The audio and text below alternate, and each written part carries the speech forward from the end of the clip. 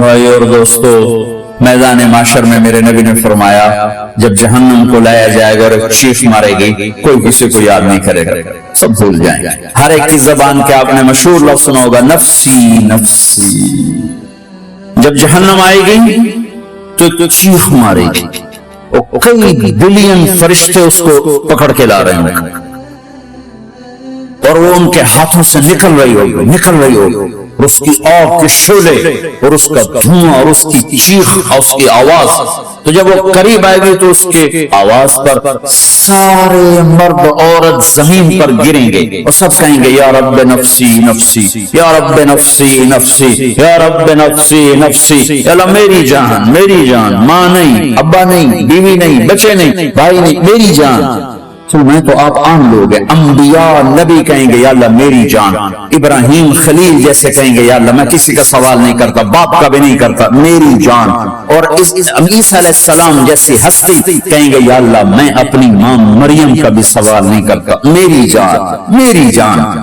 عیسیٰ علیہ السلام سے لے کر آدم علیہ السلام تک نفسی نفسی، نوح علیہ السلام نفسی نفسی، یحییٰ زکریا باپ بیٹا ہیں لیکن نفسی نفسی، سلیمان داؤد باپ بیٹا ہیں لیکن نفسی نفسی، یوسف یعقوب باپ بیٹا ہیں لیکن نفسی نفسی، یعقوب و اسحاق باپ بیٹا ہیں لیکن نفسی نفسی، اسحاق ابراہیم باپ بیٹا ہیں لیکن نفسی نفسی، اسماعیل ابراہیم باپ بیٹا ہیں لیکن نفسی نفسی۔ یہ نبیوں کا حال ہے، میرا کیا حال ہو؟ لیکن اسی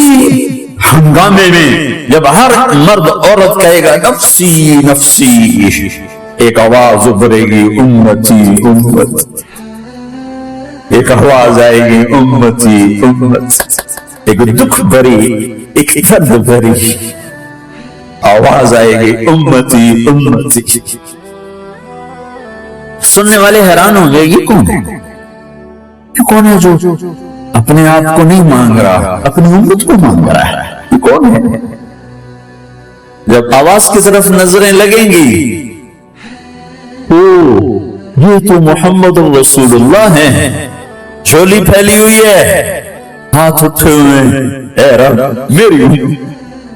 کون سی امت ساری زندگی شراب بیچتے رہے،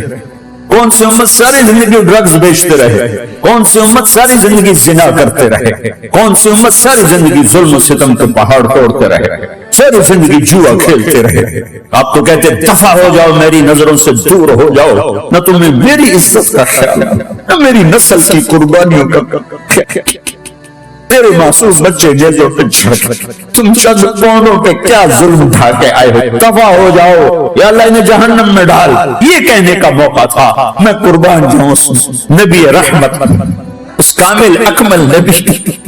اس ہادی رحمت، میں کہاں سے الفاظ لوں ان کی تعریف کی۔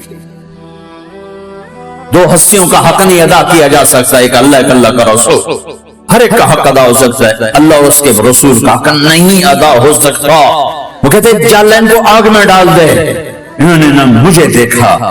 نہ میرا گھر دیکھا، نہ میرے پیٹ پہ پتھر دیکھے، نہ میرا راتوں کو تڑپنا دیکھا، نہ میرا مچلنا رونا دیکھا، نہ احد میں ٹوٹے دان دیکھے، نہ طائف میں بکھرا خون دیکھا، نہ کربلا میں اولاد کے سر نیزوں پہ چڑھے دیکھے۔ دفع دور کر دے میری آنکھوں سے، میں قربان جو اس نبی رحمت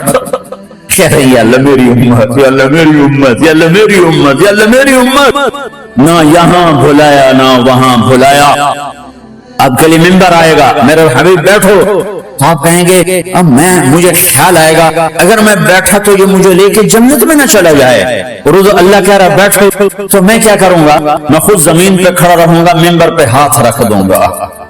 چلے تیری مان لی، میں ہاتھ رکھا ہوا، لیکن میں بیٹھوں گا نہیں کہ میں اپنی امت کا آخری حساب کروا کے جاؤں گا، ایسے نہیں جاؤں گا۔ اور ایسی شفقت و محبت آپ کہیں گے یا اللہ یہ میری امت کا حساب میرے حوالے کر، میں لوں گا، تو نہ لے، میں لوں گا۔